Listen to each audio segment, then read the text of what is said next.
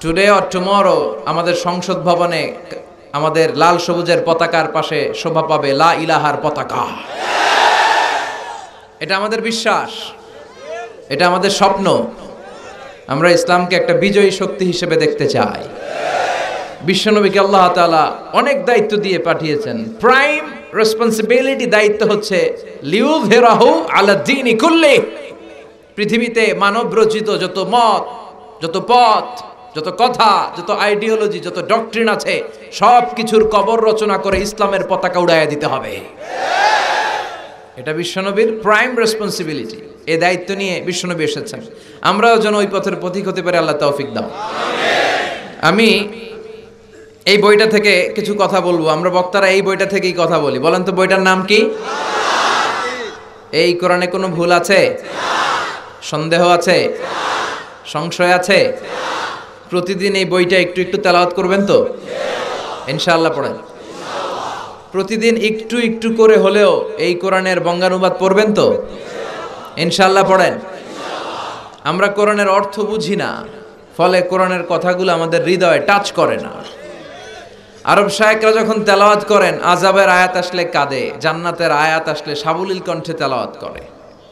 আর আমাদের তারাবির নামাজে কখন যে আযাব যায়, কখন জান্নাত যায়, জাহান্নাম যায়, কিছুই টের পাওয়া যায় না। আমরাও বুঝি না, হুজুরও বুঝে না। কথা কন। আর এত দ্রুত কোরআন পড়ে, জাপানের বুলেট ট্রেনও ফেল। খবরদার, রুব্বা কারিল কোরআন ওয়াল কোরআনু ইয়ালআনুহু। কোরআনের এমন অনেক আবৃত্তিকারী আছে, তেলাওয়াতকারী আছে, যাদেরকে কোরআন রহমত না দিয়ে লানত দেয়। আল্লাহ আমাদেরকে হেফাজত করো। আমি সূরাতু আল হাশরের 20 নম্বর আয়াত তেলাওয়াত করেছি। আয়াতটা সবার মুখস্থ আছে না? এই আয়াতে আল্লাহ বলছেন, লা ইয়াস্তাবি আসহাবুন নার ওয়া আসহাবুল জান্নাহ, আসহাবুল জান্নাতি হুমুল ফাইজুন। আল্লাহ বললেন, জান্নাতীরা আর জাহান্নামীরা তারা সমান নয়। জান্নাতীরা হচ্ছে সফল কাম। কার কথা? এই কথায় কোনো সন্দেহ আছে? গোজামিল আছে? জান্নাতীরা সফল কাম। আপনি যদি জীবনে সফল হতে চান, আপনাকে জান্নাতি হতে হবে, ঠিক কি না?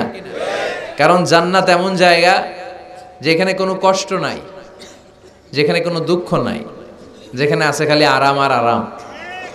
আর জাহান্নামে আছে খালি ব্যারাম আর ব্যারাম, দুঃখ, কষ্ট, ধোঁয়া, আগুন, শাস্তি, পানিশমেন্ট, ঘৃণা, ঠিক কি না? এখন দ্য ডিসিশন ইজ ইয়ার্স, সিদ্ধান্ত আপনার। আপনি কই যাবেন? জান্নাতে না জাহান্নামে? চিল্লায় বলেন, কোথায় যাবেন?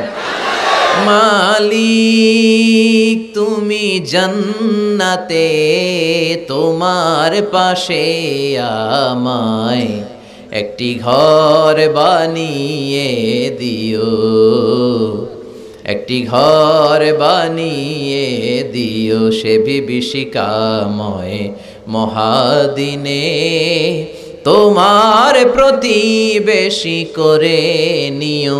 মালিক তুমি জান্নাতে, তোমার পাশে আমায়